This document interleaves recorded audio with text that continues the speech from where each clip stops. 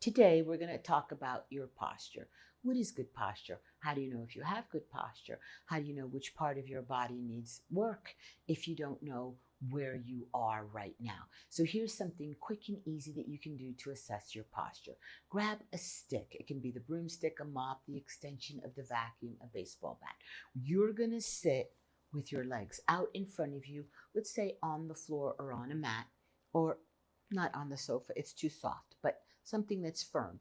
Bring the stick behind you. So I have my left palm facing out, and that stick is behind me, and I'm letting it rest on my chair. So I'm going to sit with my back up as tall as I can.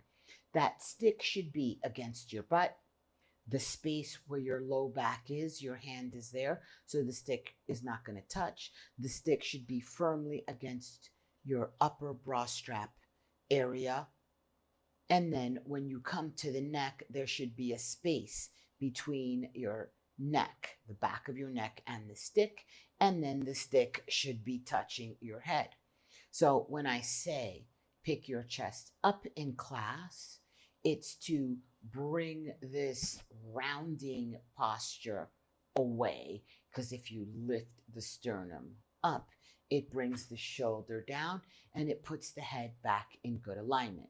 What happens all day when you're driving, when you're texting, when you're typing, when you're sitting, is that gravity starts to pull you forward, and the muscles in the front of your body start to get short, and the muscles in the back get too long at the same time. So let's say that right here where I have good posture, my muscles are all even, and it's a 10 in the front and a 10 in the back. Let's say my head starts to come forward. So now I'm not at a 10 posture, I'm at a 9, but it's a 9 in the front that it's too short, and it's a 9 in the back that it's too long. As your posture gets worse and the number changes, let's say that now I'm at a 6. I'm tight number 6 in the front and I'm loose number 6. It's sameness. It's sameness of unevenness. And how we address that in Pilates is that one movement, as you do that movement, is going to make length in the front and shortness in the back, if that is the issue of your posture. It's important to always focus on the head over the hip so that you're not in a forward rounding position. If you're seated and you can't sit straight like this with your legs out in front of you, if we're seated, you're going to space your legs more and bend the knees until you can find the position like this. If it's super hard right now for you to get your head all the way straight, just get it to your straightest. Get it to your straightest. And little by little, we're going to bring that posture up. The importance of the abs is because if the abs are too stretched out, then the back is too tight. And that starts a whole series of things that start to cause problems. We're going to talk about that a lot more. So for today, that is a good measure of your posture seated. When you're sitting at your desk or in your car, if you can, careful with the car. It's important that you have your knee and your hip at the same height. So as I'm seated, I should be able to balance my cell phone or a pencil here. So if you have a desk, you can raise the chair, lower the chair. If you can't fix your chair height, you can put a little box or a couple of reams of printing paper underneath your feet so that you bring your knee up at the height of your hip. So as you're sitting all day, you're not compressing your lumbar and stretching out your stomach. Yeah, because that big belly is not all about pizza and Haagen-Dazs. It's very much affected by your posture. When you're sitting with your elbows typing, make sure that your shoulder is at the furthest down point from your ear, and then you rest.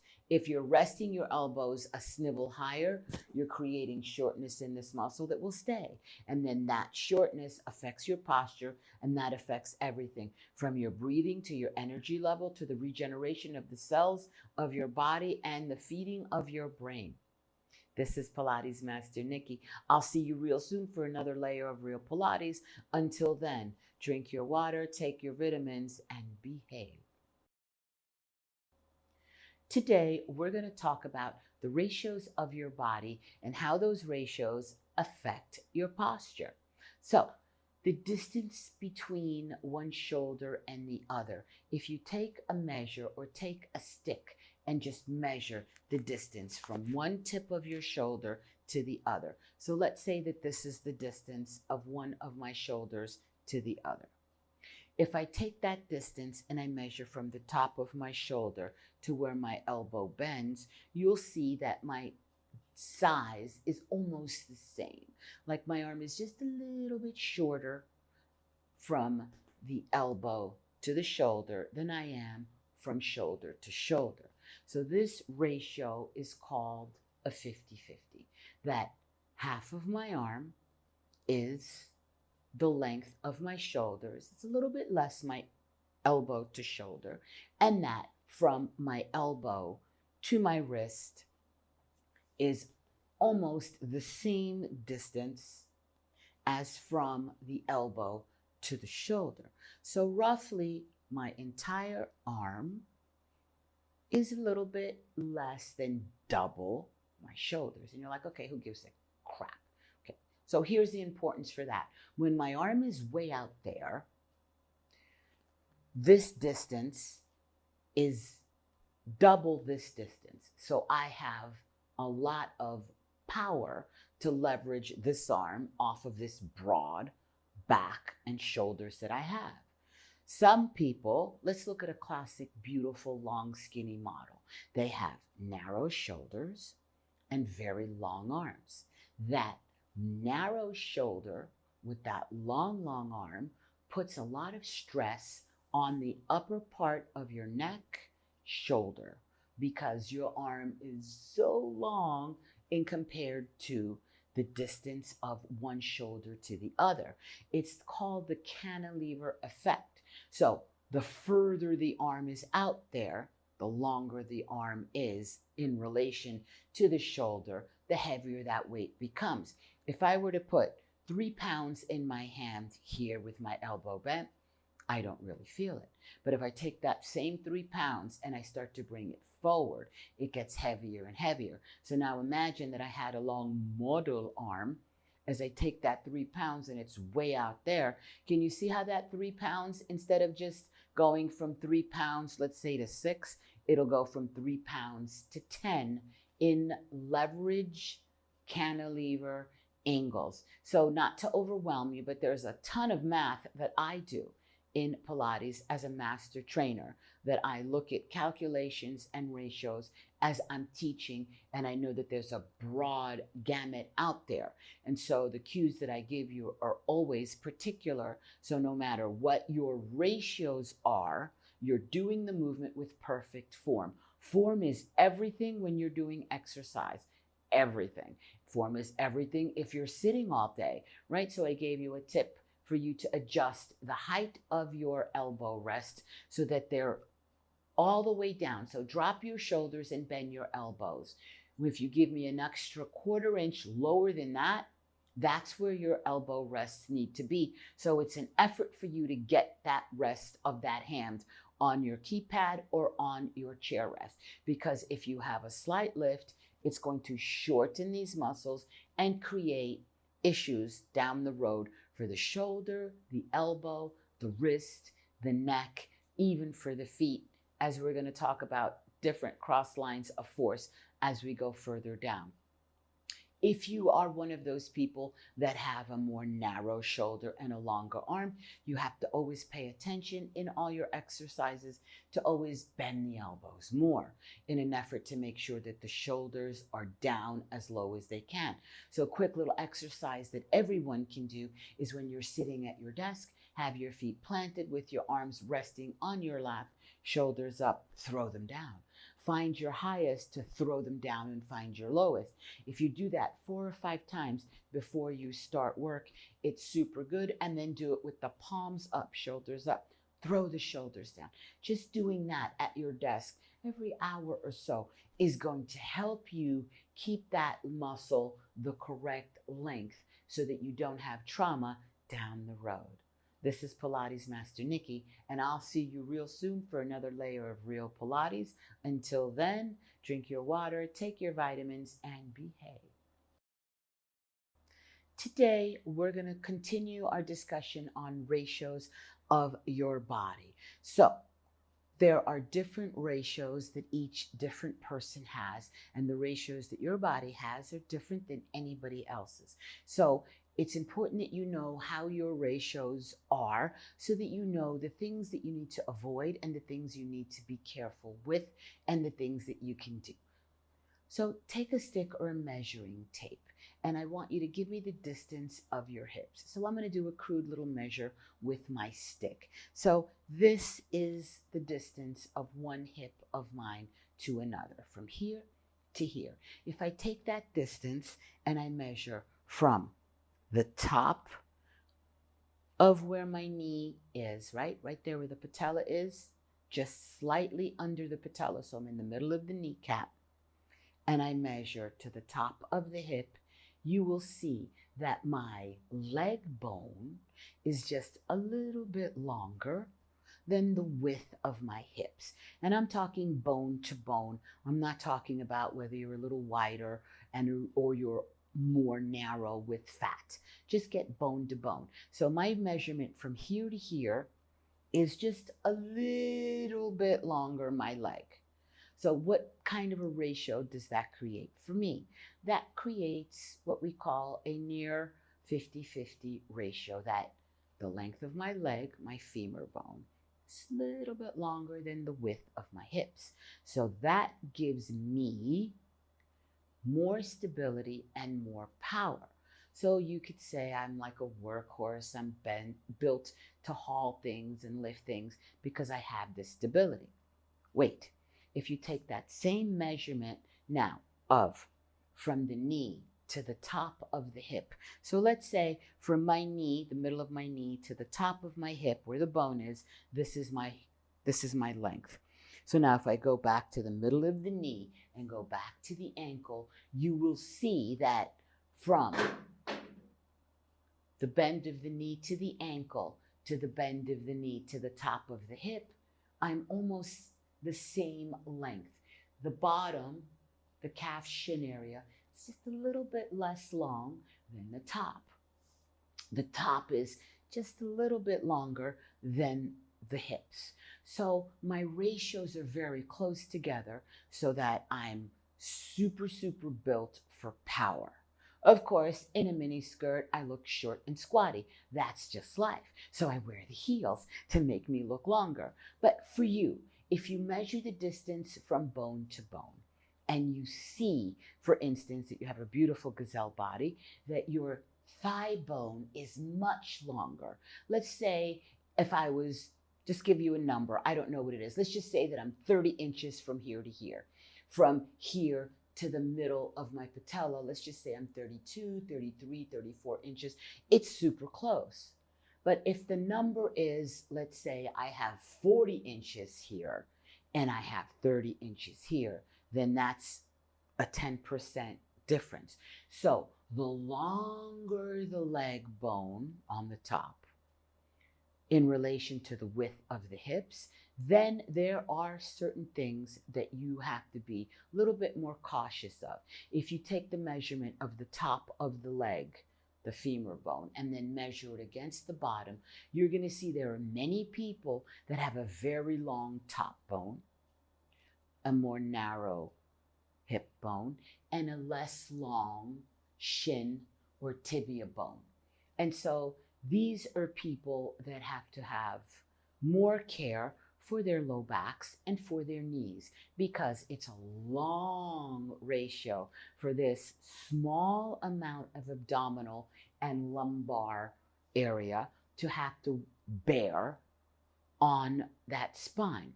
So if you happen to have a longer femur, you have to really pay attention to do a lot of core strengthening exercises, which we do in every class, and you're in the right place. But it's something that has to be lifelong. If you start to have knee issues, you can really trace that cause back to something that's going on in this area here, that this area here is being overwhelmed by the gazelleness of your legs. So you're people that have to make sure that if you wear heels, that you have a good arch support in your heel.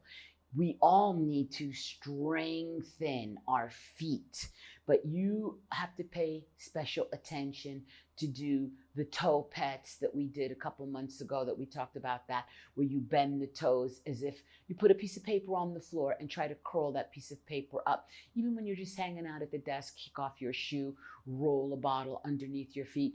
The calf raises, all the footwork that we do, gripping the bar with the toes, is all good for all of us. And it doesn't matter what your ratios are.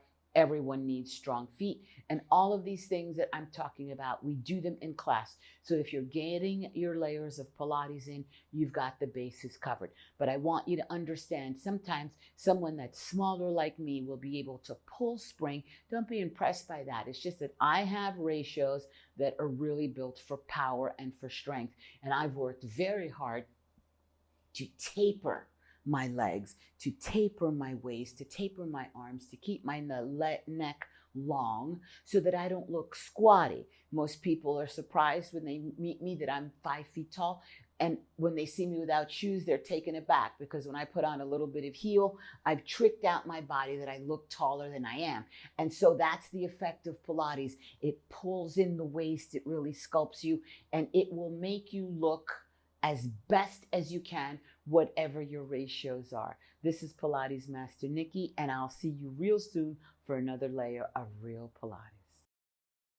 Today, we're going to continue to talk about your posture and the ratios that your body has. These are ratios that you're born with that you really can't change. Although they say Cher had ribs removed, I don't believe that. I think that's an urban legend. Now, let's look at your neck.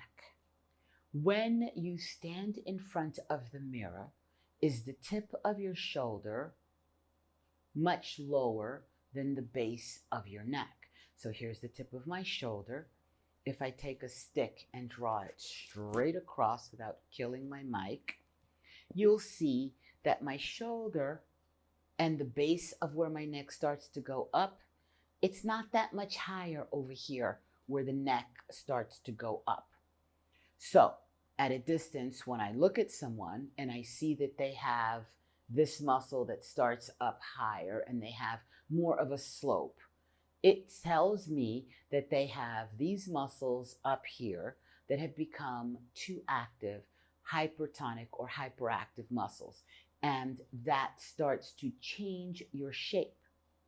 Instead of the arms using a lot of stomach, and especially low stomach, the arms now are relying on muscles that have become overbuilt on the neck, that lift the shoulder and make the neck look squattier. So if you look at someone with a neck that's like this or like this, it automatically puts 5-10 pounds on you.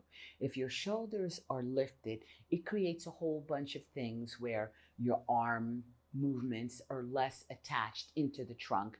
It's easier for you to hurt your shoulder, your elbow, and your wrist, even the neck. So if you're doing Pilates, that will start to unravel. It's critical that when you work, that you work with a pillow that has an arch under your neck so that you maintain and reinforce that positive neck arch in that neck. The neck needs to have a little swale to it. How much, how little? Every neck is different. But it needs to be, so we've done this the other day, is that when you sit and you put the stick against your mat with your legs in front of you, the stick is touching your butt, and also your head naturally touches the stick without any effort. If your head is forward or if your head is past the stick, those are things that the Pilates will fix and will address. So if you have muscles that are a little bit higher, we need to focus always on shoulder down. So just put your hands right here next to you on your chair and put the other hand on your waist. Press with your fingertips, but bring your hand forward so you're not with a bent elbow, down on your chair. When you push down, can you feel the waist muscle here? It just turns on a little, it contracts. Look at what happens to my shoulder when I turn on that muscle. Can you see how my shoulder goes lower? Okay. So if you train that waist muscle to help you bring down the shoulder, because unfortunately, the muscles that lift the shoulder are up here, but the muscles that bring this shoulder down are here. I know. It's in the front of the rib and in the back of the rib. They're called the serratus series. And these are muscles that move the ribs to help you breathe deeper. But this is the muscle that when it contracts, that brings the shoulder down. And it talks to in his BFFs with that waist muscle and the side of your abs called obliques. So if you can just push down and turn that muscle on, can you feel that? Okay, turn it on, turn it off. Now, simulate that same thing without pushing on your chair. Turn it on, turn it off, turn it on. Can you feel the waist contracting? Can you feel that on? Okay, now keep that on and move that arm. Right now, you are moving that arm in a positive way that's reinforcing this to turn off and work less and reminding the body to use the stomach and the waist. Bring that arm to the side. Can you still feel that waist? The higher the arm goes, the harder it is to keep that muscle on. Although when my arm is here, I can still turn on my waist here, here. You'll be able to do that. There's no reason that you can't train your body to do that. When we're in class, waist on is that. And you can just do that when you're sitting, you're having a boring Zoom meeting, go waist on, waist off, waist on. They'll think you're pushing your chest up in their faces. But what happens is, make sure you're from here up. What happens is when you're pushing down like that, both shoulders drop, the chest comes up, and it gives the spine a better alignment. So when you're doing your exercises, start with that good posture and try to maintain it. I'll be reminding you all the time. This is Pilates Master Nikki. Thank you for watching today, and I'll see you real soon for another layer of real Pilates. Until then, drink your water, keep that waist on, and take your vitamins. Today on Real Pilates, we're going to talk about the spine. So you may have heard that the spine has all these funny numbers and letters, and I'm going to explain it to you really simply so that you understand it. So your spine is a series of curves. There's the little curve at the neck. There's that curve in the upper back area. There's that low back curve, and then there's the bottom of your spine, which is right about the belt area and a little bit lower. So the very top of the neck are called cervicals, and you have 7 of those. And the numbers start from the top to the bottom. So the very first one is C1, then C2, C3, all the way down to the last one, which is C7. Underneath the cervicals, or the neck ones, you have what's called thoracic, and that's like the rib cage. So you have 12 of those. You have T for thoracic 1 all the way down to 12.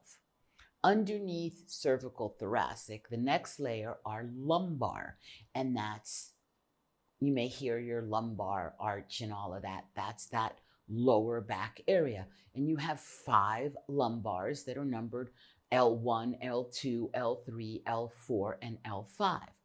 And that lumbar is a very specific arch that is super important for posture and for mobility.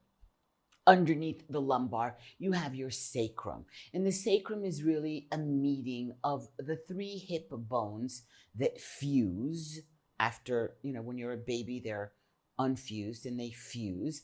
And then the very base of the spine is where that sacrum, or you may have heard the sacroiliac joint, is.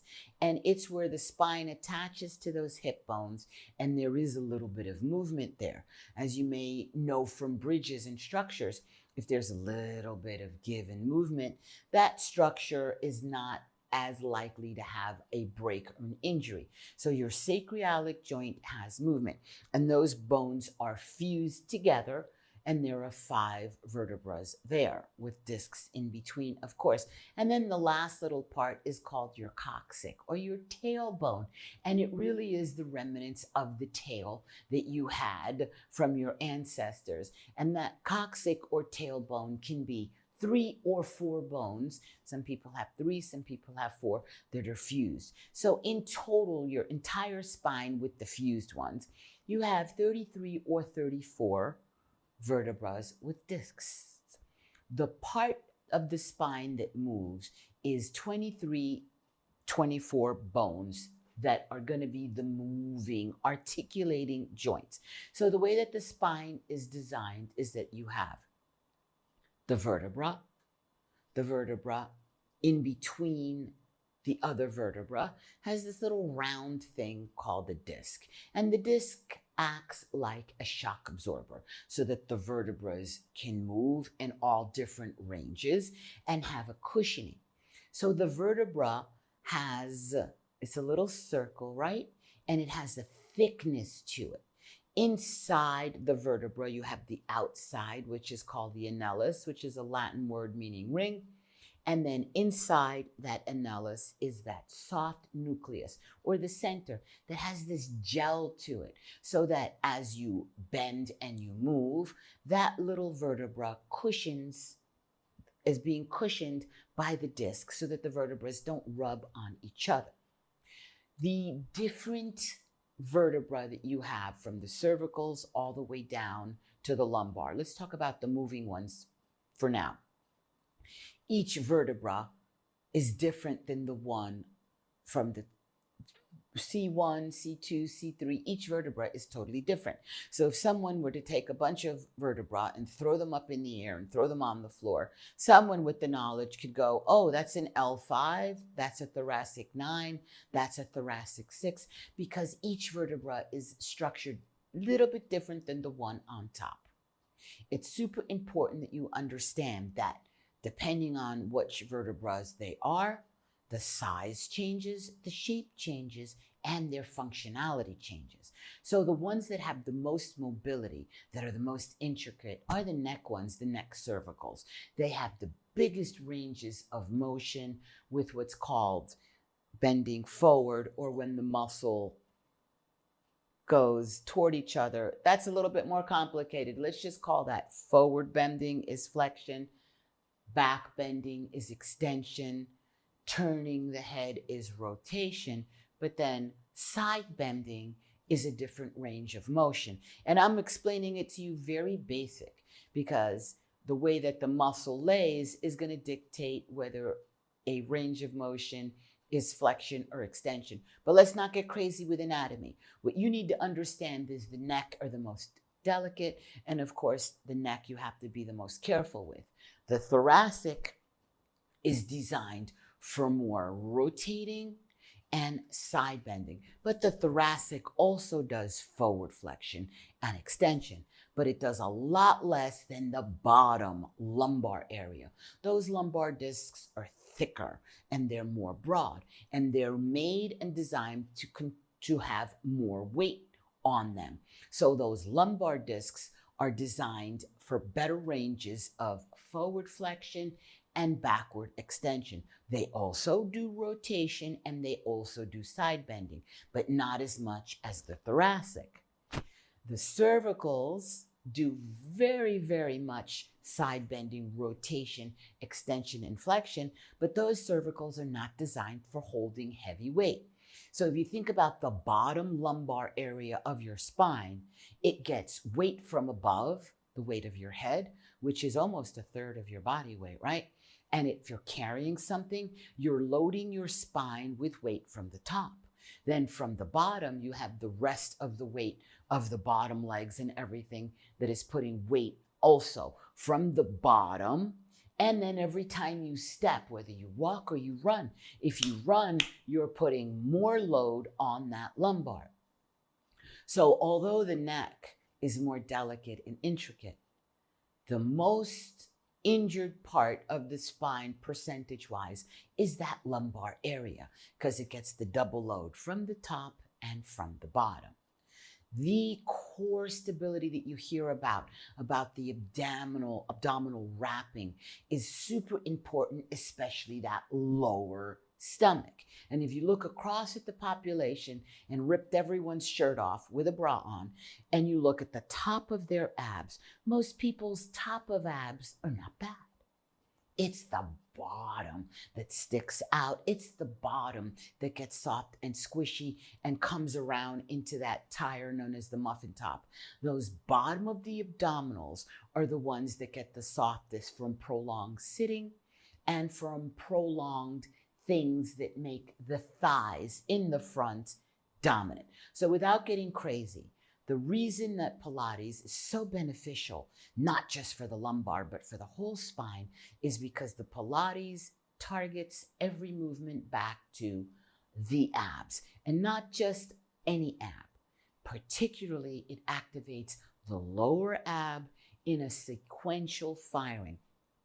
So your body movement is designed to be in a structured A, B, C, D, and so forth way.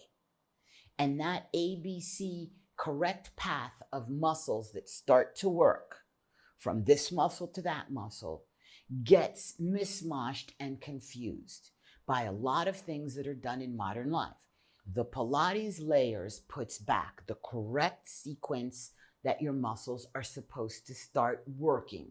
And that is what sets Pilates, amongst other things, apart from all other functionalities of exercise and physical activity. This is Pilates Master Nikki, and thank you for joining, and I'll see you real soon for another layer of real Pilates. Until then, drink your water, take your vitamins, and be happy.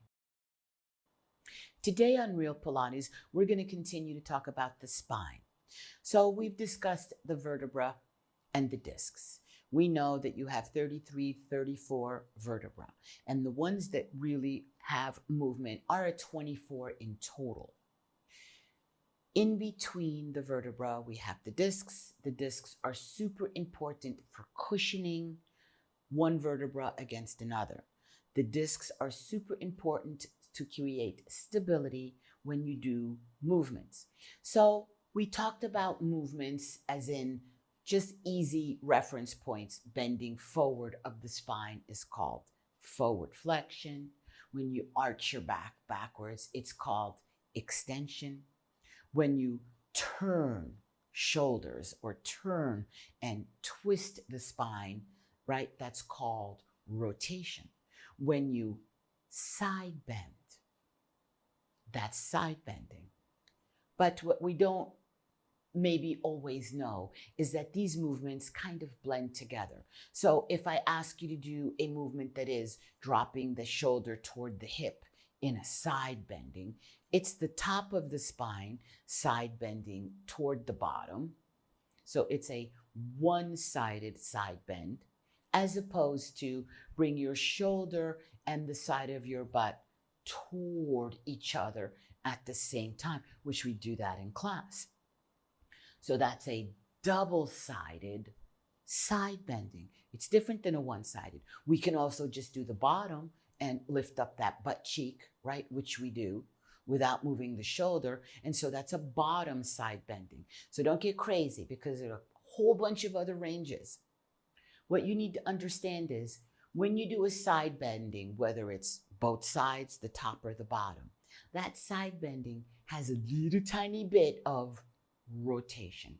The way that the upper thoracic vertebra, which are this mid area, that there are 12, are designed is that anytime you do a side bending, there's a little bit of rotation. When you do a pure rotation, let's say I say to keep your hip quiet and turn your shoulders and your head like a robot. You'll hear me say that. So I'm trying to get a pure rotation. That rotation has a little tiny bit of side bending. So as much as you want to think that movements are all plain and simple, like this is purple, right, which is not a primary color, but let's say I say this is red, this is blue, and this is green. There are really no clinical primary movement. Every movement has a little teeny bit of another movement blended into it. Why is that important? What do you care? It's important that you understand that because when I give you cues and I ask you to do things, sometimes I'm trying to make one range of movement stronger in the body. As we live modern life, there are certain movements that in everyday living are not done with enough frequency and with enough intention that I am purposely not moving the hip and I'm side bending from top to bottom. And then I say, hold the shoulders quiet and lift up just the bottom from the top. And then I'll say, do both. Maybe. Let's just say there's different sequences that I can do that in. Maybe I do both first, then the bottom, then the top. Or maybe for that sequence, I'll do the top, the bottom, and then both. Or maybe both. You see where I'm going with this? The combinations are endless. Each combination that I do has a definite purpose and there's a meaning for it. I will not always stop and explain everything that I'm doing because or else we won't get through every class. But I want you to understand that the ranges of motion that you, me, and everyone, even Magilla Gorilla, need to keep your spine healthy, I will cover for you, whether you're doing 1 class a week, 2 classes, 5 classes, or 6 a week. I make sure that if you're doing at least 4 classes a month, that you're getting all the ranges of all the muscle fibers in all sequences that you need to stay healthy. Obviously, the more Pilates layers you get, the better the patterns will hold. But some is better than none. And 4 a month will keep you healthy and moving well. I control all the sequencing because as much as everyone loves variety of exercises and classes, and I want you to go out and do Zumba, do spinning. Of course, I hate yoga, but that's another story. And play tennis and ride your bike and ride a horse and go paddling. I want you to do varied activities. It's important that I am the watchtower, the gatekeeper that makes sure that within a month cycle that you work all your muscle fiber and you work all the ranges of motion so that you keep all your muscle sequencing firing correctly so that you can live well, age less, have as little wear and tear as possible, and of course, look hot and sexy, babe, because that's what it's about. This is Pilates Master Nikki. Thank you for joining, and I'll see you soon for another layer of Real Pilates.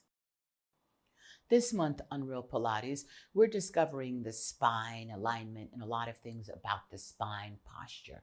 Today, we're going to talk about the discs. So you know you have vertebra disc, potato, onion, all the way up the spine. And it's super important that the health of that disc stay springy. So the disc is a little round circle, and the out part of that circle is called the annulus, or it means in Latin a ring.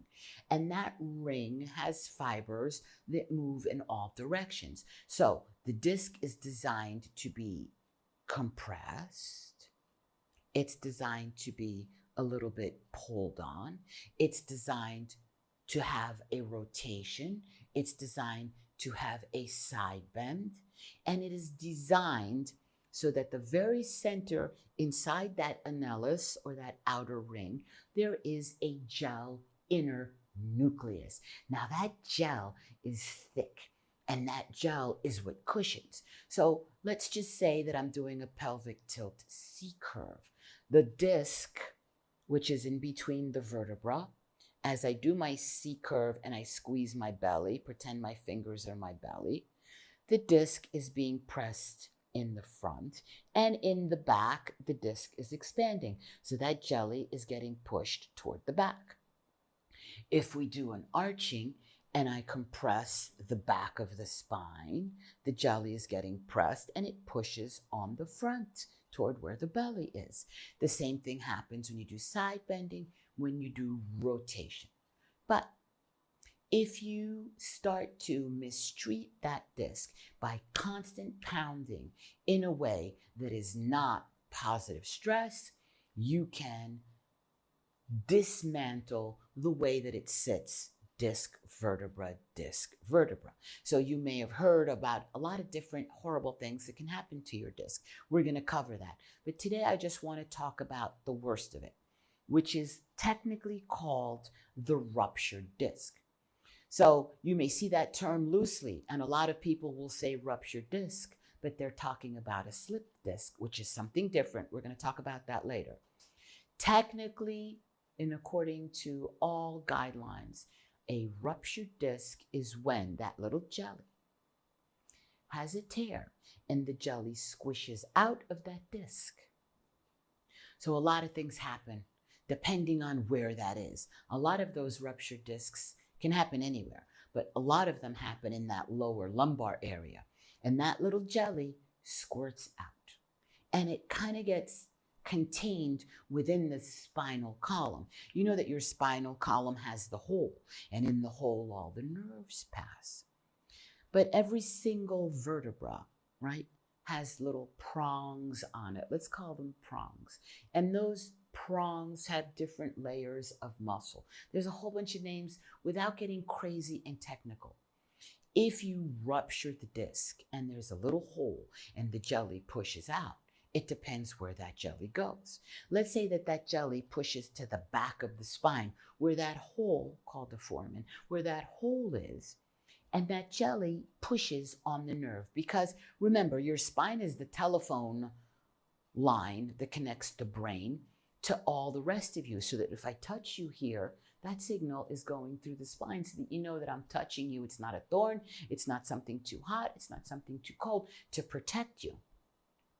If that jelly pushes against those nerves that run through that spinal column, that can cause pain. That can cause pressure. That can slow the signal. That can cause loss of clear signaling. And so, out of all the disc issues, the one that is the most difficult and the most annoying is a ruptured disc. So there are signs that you have a ruptured disc. It's going to be sensations of numbness and tingling, maybe in the feet, maybe in the fingers, numbness and tingling. It's going to be pain. It's going to be stiffness, but severe pain, right? Not just a little achy pain, severe pain, especially when you do ranges of movement. Sometimes, if the rupture is in, let's say, the lumbar and it's posterior, meaning toward the back, it can push on that sciatical nerve. Some people's sciatic is because there has been a little rupture.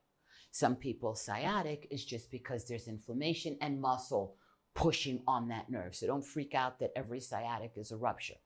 But it's important that you know your body, because you ain't getting another one till they can clone. I'm the first one on the line.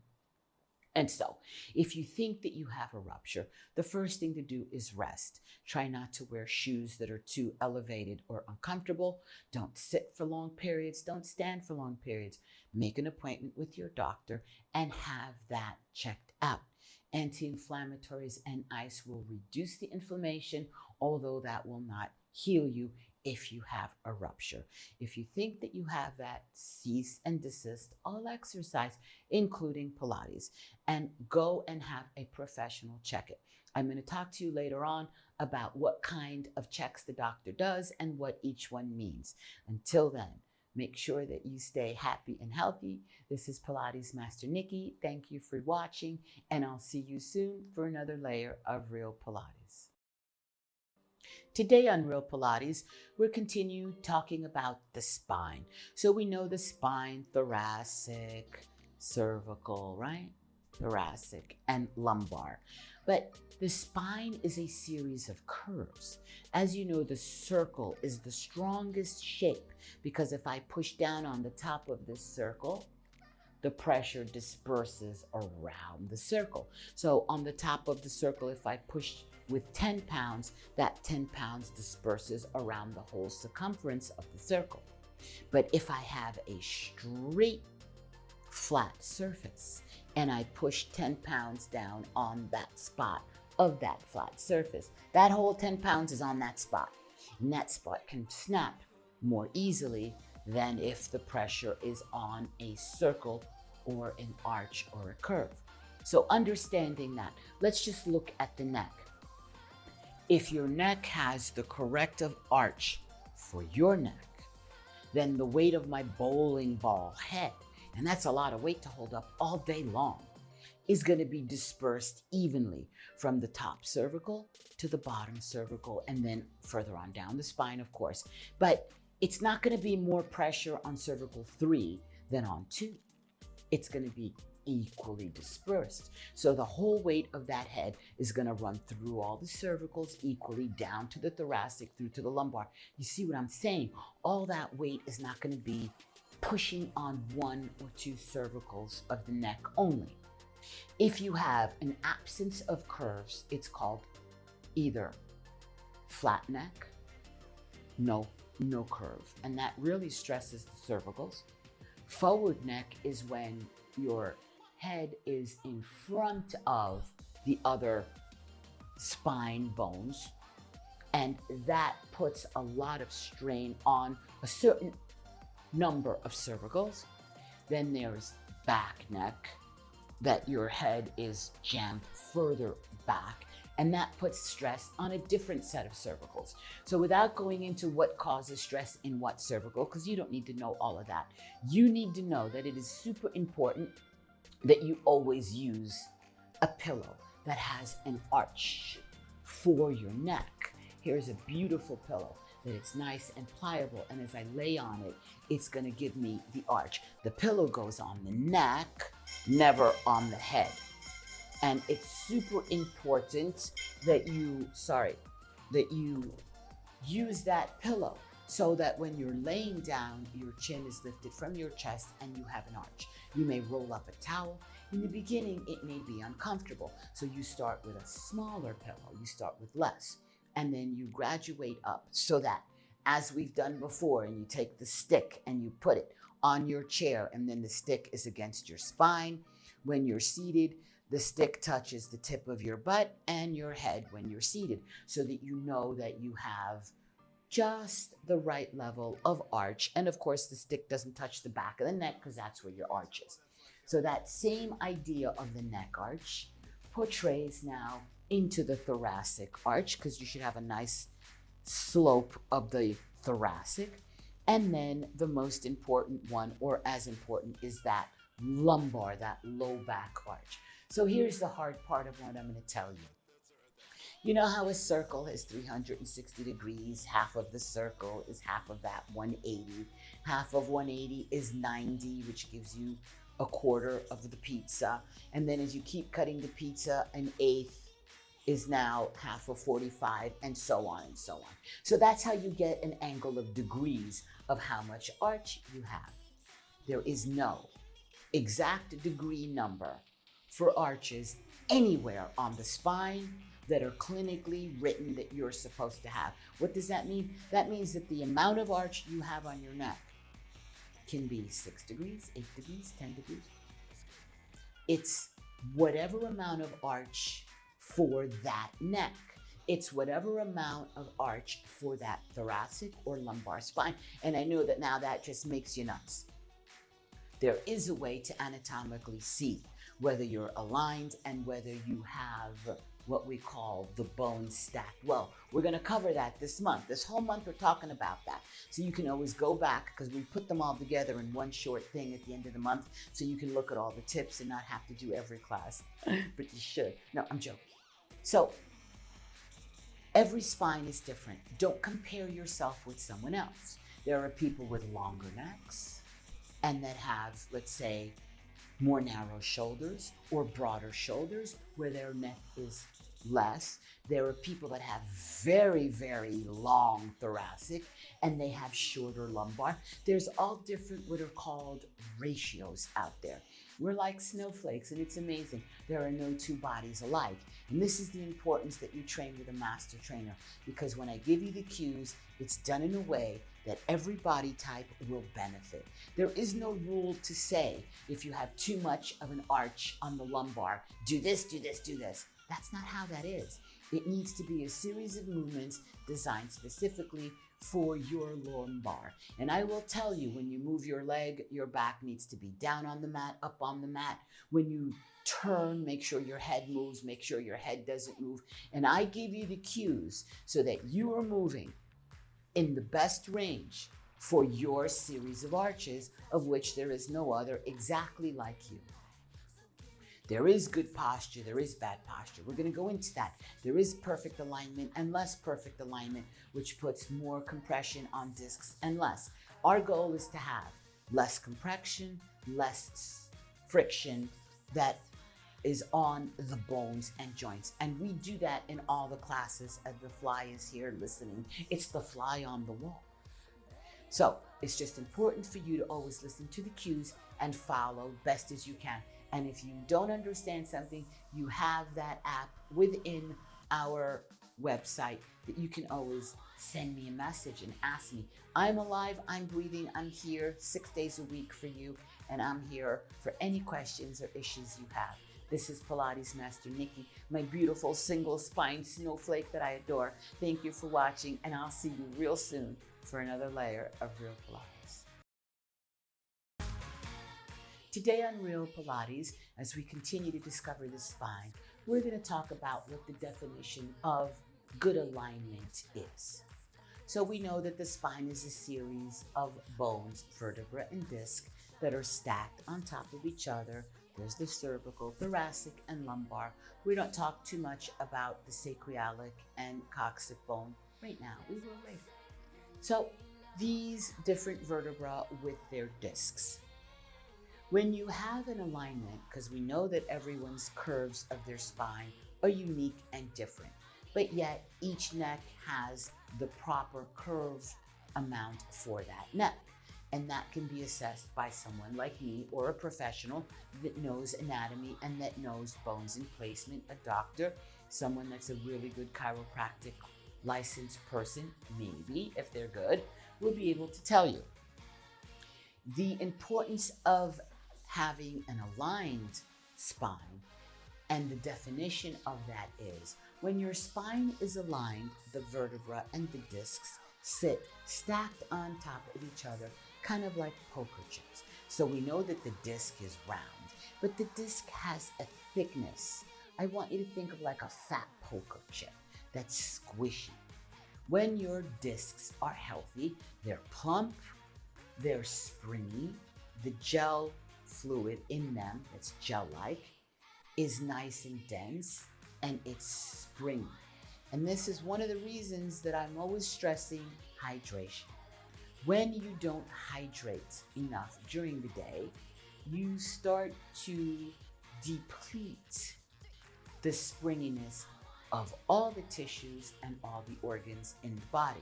Hydration is explicitly critical for the discs so that they stay nice and plump. That's the obvious.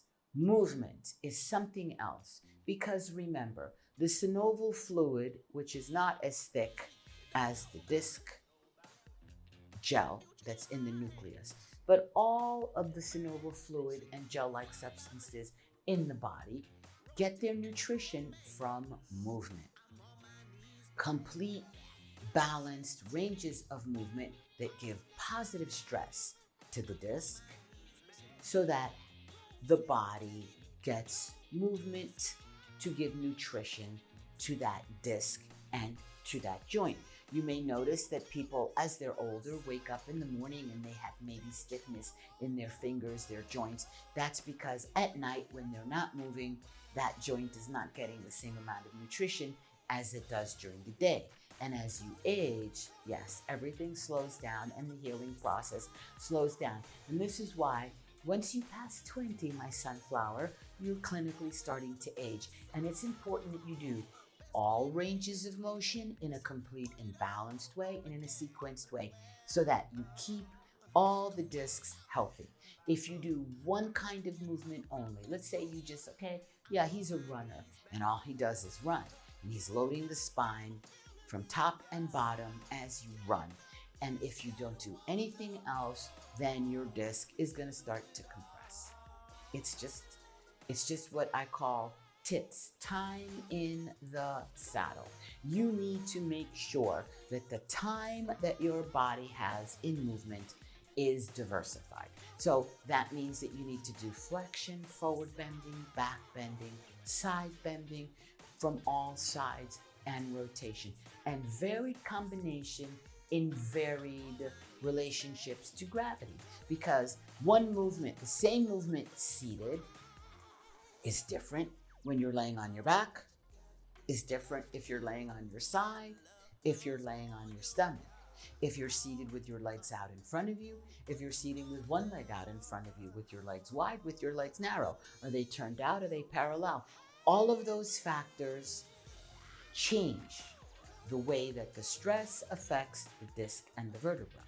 And it's important to have stress, but it must be positive stress. So I don't want to overcomplicate things for you, but I want you to understand how divine and how fabulous your body is and how important it is for your body to have full ranges of motion so that the discs stay plump and even all around.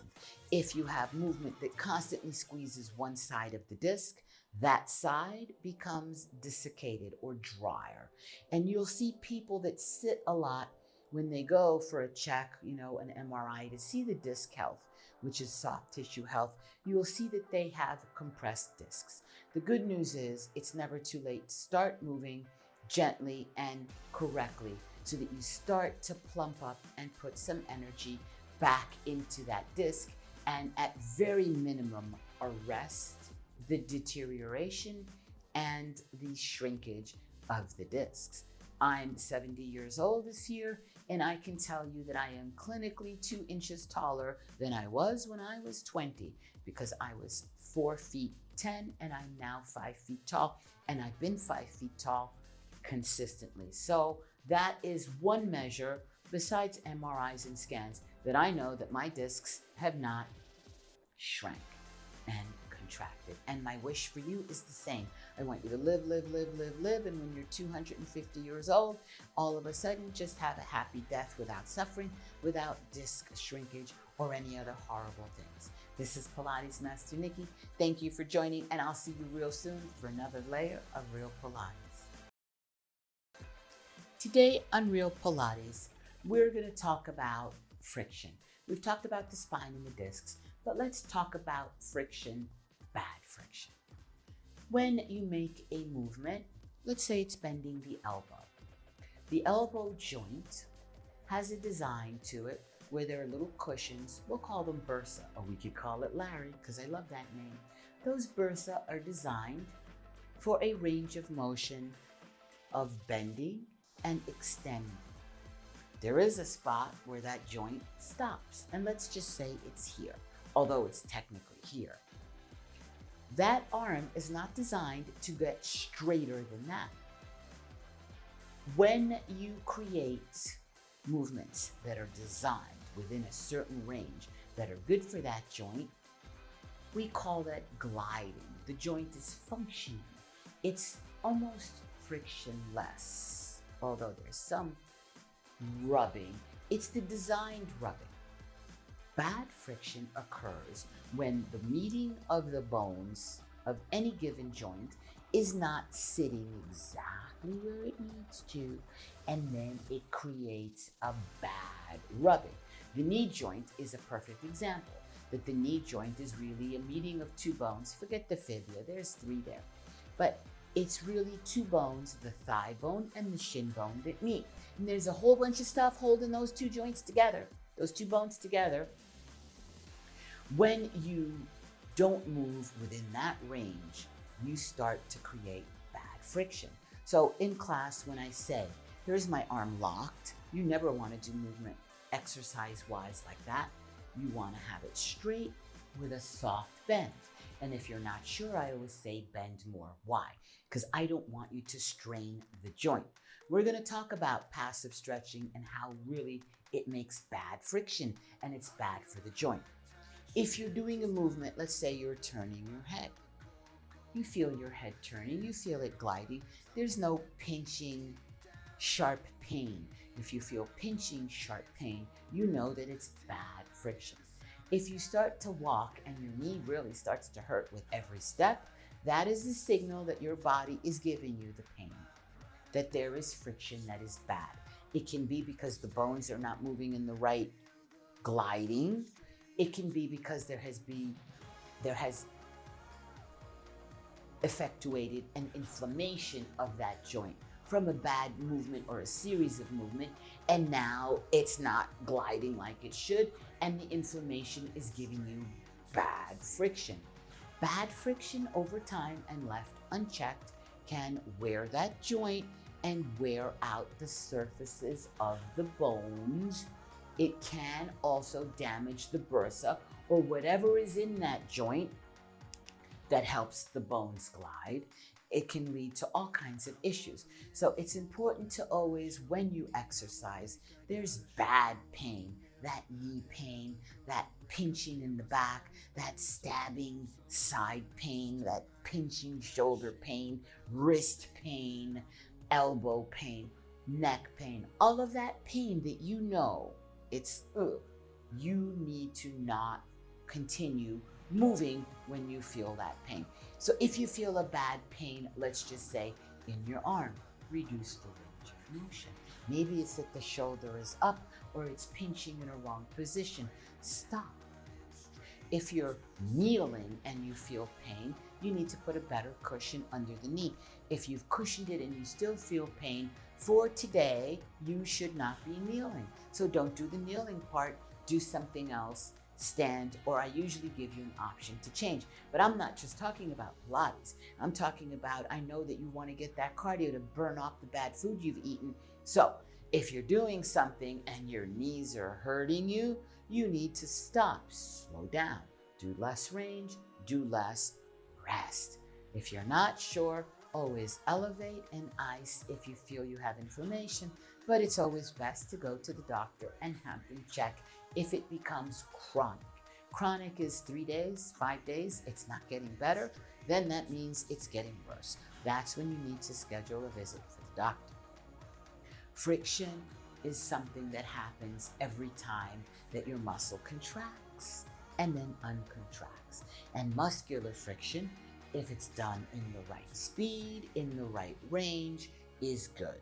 If you work and do a high number of repetitions and you start to create so much friction that you tear some of the muscle fibers, oh, I'm so sore. A little bit of soreness is good, but if you're so sore to the point that you can barely move, you've torn so much that that muscle fiber, when it heals, and it will come back thicker. And that is the bulking up effect that lifting heavy weights will give you. Remember, in Pilates, we're leveraging springs. I don't have my springs here. And those springs are very reduced in their weight. The heavy thing that you're leveraging in Pilates is your body weight against you. And so your bones are designed to hold up your body weight. So it's just the perfect amount of tension. If you're using a spring or even just the ball or the towel in the mat, I don't know how much pressure you're putting when I tell you to pull the towel at level 10 or half level 5. But whatever pressure it is, whether it's your 5 or 10, it's the perfect pressure for you against you. I don't know if I should tell you to pick up a 2-pound or a 50-pound weight, but if it's you against you, it's going to be a balanced ratio. Whether we attach a prop like a ball, a spring, or a piece of equipment, it's still the premise of Pilates is your body leveraging your body to strengthen your body in the perfect modality. So all friction is not the same. There's good friction and there's bad friction. And since that's your body, I'm going to want you to learn the difference and avoid that bad friction because it does not lead to any good results. No pain, no gain is a bunch of crap. And I don't want you to use that in your exercise or your love life or your emotional life because life should not be pain. This is Pilates Master Nikki, and I'll see you real soon for another layer of Real Pilates. Today on Real Pilates, we're going to talk about muscles. So it's important that we understand that muscles are bundles of fibers that have little things, let's call them things, like 2 hair combs. Picture the comb of your hair. When you make a muscle contraction, those hair combs slide into each other. When you start to release the contraction, those hair combs come back. Those combs, muscle fibers, when you're just resting, need to be right there. That's their perfect length. When a muscle has fibers that are constantly contracting, like in weights, and they become so contracted that they no longer can come all the way in and come back out to their resting length. They go a little bit past and then come back. So they contract, stretch out, and then they come here. When you do stretching without a contraction and you stretch, stretch, stretch, stretch, stretch, like bringing your heel to your ass, which is forbidden, you've stretched out that fiber, and then that fiber loses the know-how, the remembrance, the memory of contracting all the way and coming back to its resting length. So a muscle has a perfect resting length. When you work with a spring, as Real Pilates only works with things that are springy, a ball, a magic circle, a towel, a spring, reformer Cadillac Wonder Chair, the pressure of the spring, as you pull on the spring pressure gets stronger and then easier. And when I force you to control the way back, right? As you pull on that spring, the way back is a very important part of the muscle contraction. The coming inward or concentric contraction, and the going back, that eccentric contraction. So I always vary each week the speed of contraction. Sometimes we'll really do a fast contract with a slower uncontract or eccentric, and then vice versa, and all combinations up, so that I make sure that all the fiber in all your muscles stays springy, so that your muscles become tight, firm, super strong. You've seen the big guy that's so bulked up he can't even punch, he can't even run, he can't even move because he's got so much muscle that it's contracted. And being springy is what gives you ranges of motion, agility. It makes you beautiful. It puts the bones into the position that they need to be in so that you have only good friction. Good muscle friction makes good bone sliding for good bone movement without bad friction. Muscles are designed to only pull. They don't push. Yes, pushing is chest and pulling is back. That's a gym thing. Forget that. If I have a muscle, all muscles cross a joint. Some muscles cross two. Let's talk about the muscle that crosses one. If the muscle starts at the top of the bone, it originates there. As the muscle contracts, it moves the joint. So if the bicep starts here, it crosses the elbow. All muscles cross joints. The top where it originates from never moves. It's the bottom. It's a different muscle that moves that whole part of the arm without getting crazy. Sometimes, like in my pecking corn series that I do, in all movements, in all modalities, I will change and we will hold that bottom insertion quiet and move the top so that we give more strength to the top. So the top of that muscle, as it moves the bottom where it crosses the joint, that top muscle has to stabilize and hold on to something so it can heave ho up my elbow, will bend and go. There are muscles that stabilize that muscle as it moves. So there are muscles that work to push against each other. There are muscles that work together to heave ho and bend that elbow, agonist, antagonist. So it's important that we get those stabilizing muscles super strong and the ones that push against as well. And so in the classes, I make sure that we strengthen the origin, the insertion, and we work all ranges in all ranges of motion throughout the whole spine, in all the joints, connecting every movement back to the core. How wonderful is Pilates? Joe, we love you. Mwah! This is Pilates Master Nikki. We love muscles. We love Pilates. Thank you for joining. I'll see you real soon for another layer of real Pilates. Today on Real Pilates, we're going to talk about movements. Let's just say, touch wood, doesn't happen. You hurt your foot, right? Let's say you step on a little thorn. You have a little pinch there. So now as you walk, you're going to walk a little bit funny. But say you sprain or twist your ankle, right? You're walking and you're walking in a sequence of movements that's no longer your original movement pattern. Your body is compensating because you can't put the weight on the foot where the thorn or where you sprained your ankle, that when you move that joint, it hurts. And what happens is your body is designed to always move in a sequence.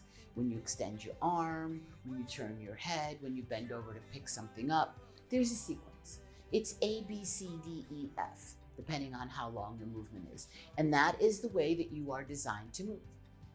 When you have an injury or a compensatory pattern, your body stops moving A, B, C, D, and it'll move R, Q, B, L. The longer that you have that issue, the more that that compensatory movement pattern becomes burned in.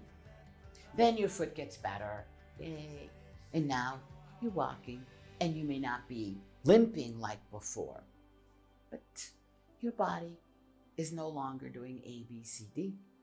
It may be doing A, C, L, B, and you don't realize it because most of the letters are there.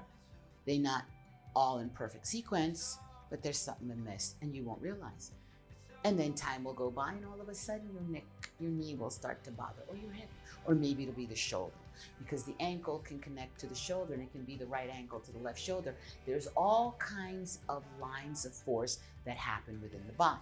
Oh, you don't believe in a line of force? Do you know when you walk, it's opposite shoulder comes to opposite hip, and that swinging motion gives you balance, but it also gives you an internal massage to your organs, because your organs need movement. You're designed to stimulate the liver, the gallbladder. You're designed to move the intestines. When people exercise, their poopy schedules get better. Did you know that? Besides lack of hydration and nutrition that also lead to stomach issues. So these bad movement patterns, you don't even realize it, but now you have a compensatory pattern. And it happens with all kinds of things. When you sit too much, when you stand too much, if you wear shoes that are too high, if you wear shoes that don't bend, you're like, oh my God, Nikki, it's like the world is gonna dismantle me. No, because you have real Pilates. And when we do classes and I break down the movement, you're gonna see that there's a rhythm to my teaching. I usually give you a movement, and then I'll add to it, and then I'll add to it, and I start to talk to your body. Me and your bod, babe, we're having a conversation. So what I do, but I don't tell you, is there's a sequence that I will erase, and then I rewrite. Erase, and I rewrite, so that the good movement patterns become burned in. You don't need to know anything, you need to follow anything, you just need to come to class. 1 class a week for a month is great. 2 is better. There are some weeks you're gonna get 3. There are some weeks you're gonna skip. It's life. Don't stress about it. Whatever week you come into, I make sure that we constantly work on these compensatory patterns. And there are many different compensatory patterns, and they're as unique as you are. But the movement sequences that I do call in all muscle fibers, and it restructures the movements in a way that all body issues will respond. The more layers, the better the response. And then the good patterns hold. And you'll notice maybe you had a little twinge, and after you do class, maybe you feel it a little bit, but then by the time you've done class for a couple of weeks, it goes away. And then when you start to get layers in, months pass, and that pain is gone because the new programming holds longer and longer. And that's the real premise of all Pilates. Joseph Pilates was the pioneer, that he is the one that discovered and designed all rehab. Rehab is erasing bad patterns and rewriting good patterns. And that's what we do every day, all day. This is Pilates Master Nikki, and I am blessed to have you with me today. Thank you for watching, and I'll see you real soon for another layer of Real Pilates. This month on Real Pilates, as we talk about muscles, alignment, friction, today we're going to talk about in detail about the discs. So we've talked about the disc is in between the vertebrae, and it's a little round thing, and it's plump, and it has in the center that gel, and it's designed to take side bending, turning, rotation, bending forward, bending back, so you could squeeze one side, squeeze the other, and the little jelly kind of moves around within this little circle. We talked about the worst kind, which is the ruptured disc. So the ruptured disc is when you have your little disc and the little jelly in the inside becomes released through a tear in the outer circle, which is the annulus. The center where the gel is the nucleus. There's a little tear, and then some of the gel, or sometimes all of the gel, gets squirted out and kind of lays there, and it can put pressure on nerves and create a lot of back pain and inflammation. Well, if you wait and leave it and take care of it, over time, the gel that is squirted out will get absorbed by the body, and then that pressure will abate. Then you're left with a disc that's squished, that has less. Sometimes some of this fluid comes out and it seals itself. Sometimes most of it comes out. So now, what's your option? Always the doctor is going to assess what that option is. But if you, once you're out of pain and with doctor's permission, start to strengthen the muscles that run on the spine, on the sides, and on the back, so that the muscles become longer and in that length become stronger. The muscles will help support the vertebra from friction and compression. So the ruptured disc is the most challenging. A lot of people say, oh, it has a ruptured disc, but it's not ruptured. You may hear slipped disc or herniated disc. So let's talk about that. The herniated disc is when you have two vertebrae, and instead of the disc being in the center and squishy like an ice cream sandwich, one side has squished and now the disc is coming out the other side. So sometimes you can have the squish in the front and the disc is pushing out back, and that creates pressure on the nerves. Sometimes the disc can be squished forward and now the vertebrae are touching in the back because the disc is pushed forward. So the disc is not sitting where it needs to be perfectly centered. It's kind of poker chips that are not stacked perfectly. One is slid out. That there is diagnosed by the doctor always, but that is treated by rest, ice for inflammation, medication. And that medication can be an anti-inflammatory to reduce the muscle swelling so that the disc can go back into place. It can be a medication that's a muscle relaxer because sometimes the pain in the muscle is holding and now that disc cannot be slid back into position naturally. That can be done by injections, always with the doctor, of anti-inflammatory steroids, different things, so that the muscles can relax and with time the disc can go back. Usually when they give medication or a shot, within a certain period of time, the doctor will prescribe physical therapy. Physical therapy is about balancing the muscles that surround the spine so that the disc is no longer squished on this side and bulging out the other. A bulging disc, a pinched disc, or herniated disc are all the same. And as we talked about, those lower lumbar or low back bones are usually the more common areas of disc herniation. And that can happen from a blunt force trauma, and that can happen just over time of repetitive bad motion that is not corrected. When you don't have full ranges of motion and you're always doing one kind of exercise. Let's say all you do is chop wood all day.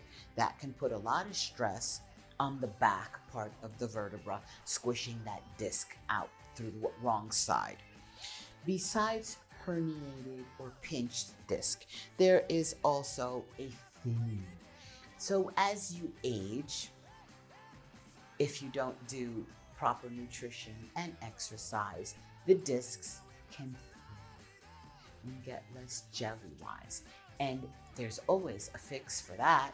with correct, gentle movement, starting in the right sequence, that you build up your strength, that you try to retrain those muscles that hold the disc and vertebra into spine, all those spine muscles, interspinalis, spinalis muscles. There's a bajillion transverse spinalis. There's a whole bunch, the longitudinal muscle, a whole bunch of back muscles that run in between the vertebra on the little prongs, right? Because the discs have little prongs where the muscles weave in and out, up and down, diagonal, in all areas, so that you can forward bend, extend, turn, and side bend. It's important to keep all of those muscle fibers in their perfect resting length so that your bones stay stacked, so that your disc and vertebra are happy. Nutrition is super important, rest is super important, movement is super important. There's all kinds of therapy with that physical therapy. There's hydrotherapy, there's the steroids, there's, of course, the pain management that they do with the injections and so forth and so on. And of course, the last resort sometimes is the surgery to put things back, or sometimes a little piece of the vertebra can splinter out in what's called a little stenosis, or narrowing of the little prongs of the vertebra. There's a whole bunch of things. Don't freak out about it.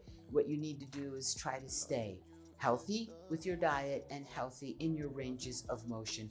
Try to avoid prolonged time of sitting. If you're sitting at your desk and you have to work every hour, lift your knees, straighten and bend those legs. I know people have the standing desks, but standing too long is also not good, because then you're standing on one leg, standing on the other, you're leaning your arms, and so it becomes, other movement patterns become compensatory. So try to move as you're seated. If you have a standing desk, that's good. Just beware not to hold one position for hours and you get sucked into the work, and I know how easy that is.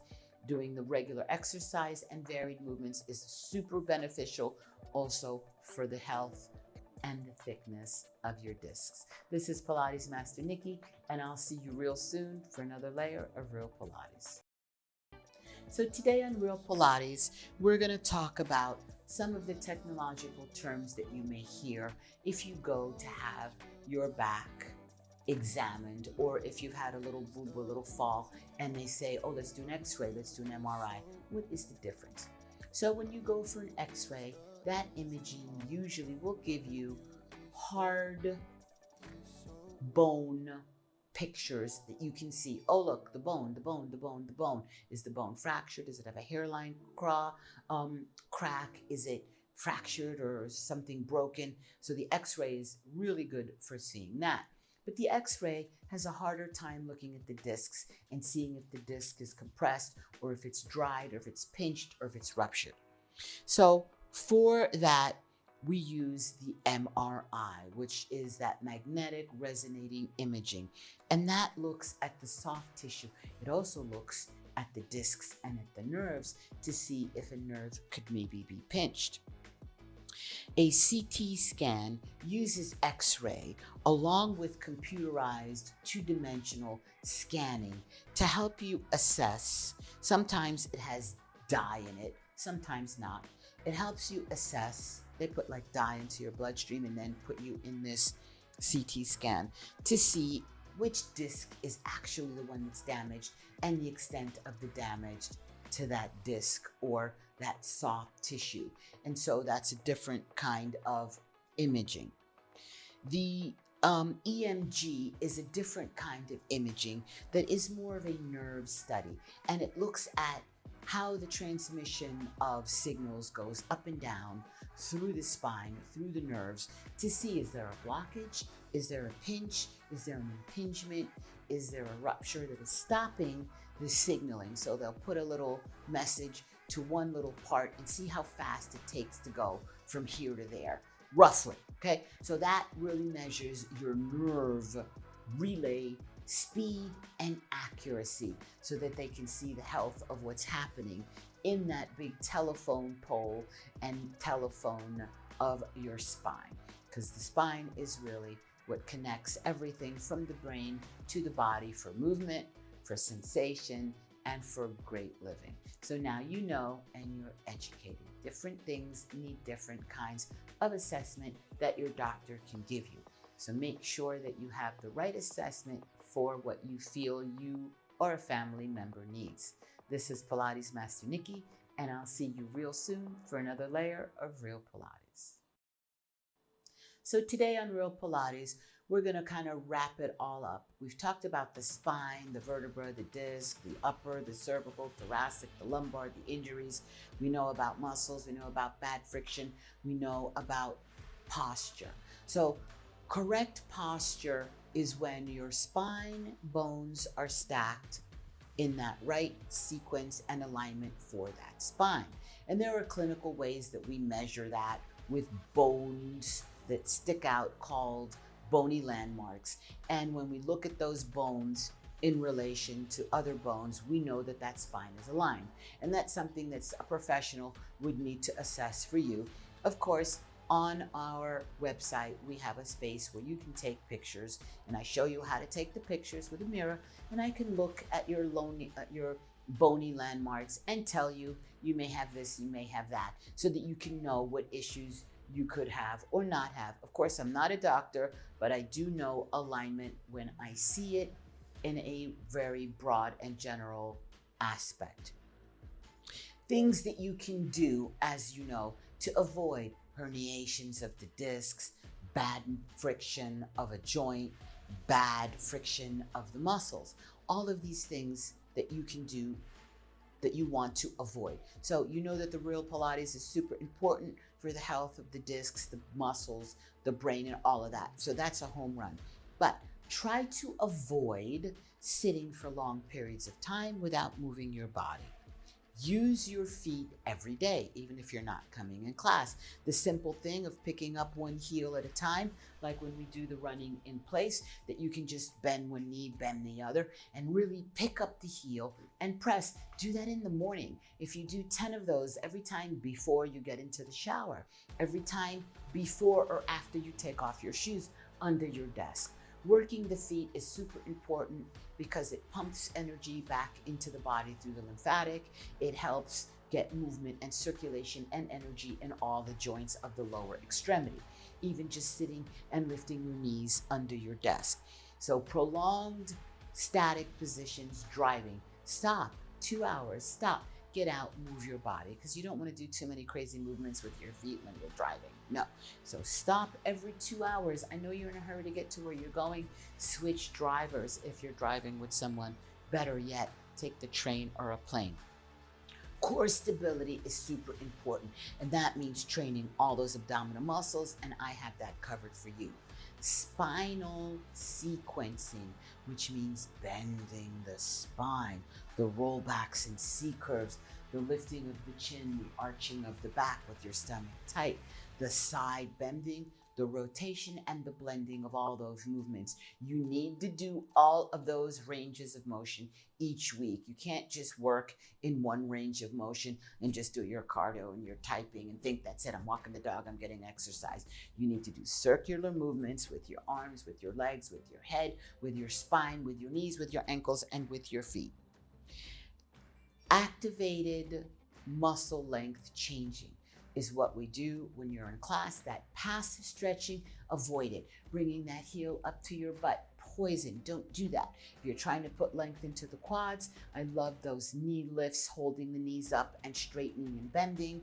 Even if you hold it a little bit with your hand, that will put length into the muscle with memory so that you don't have bad friction of the joints and so that you activate the muscles to keep everything energized. And of course, the rotation that we do of easy, moderate, hard, and extreme, that we work all the ranges of movement so that all the muscle fibers stay activated. Your heart is a blend of fast and slow twitch fibers. You need both. You can't have all one, you need both. As Buddha says, moderation in everything, even moderation. This is Pilates Master Nikki, and I'll see you real soon for another layer of Real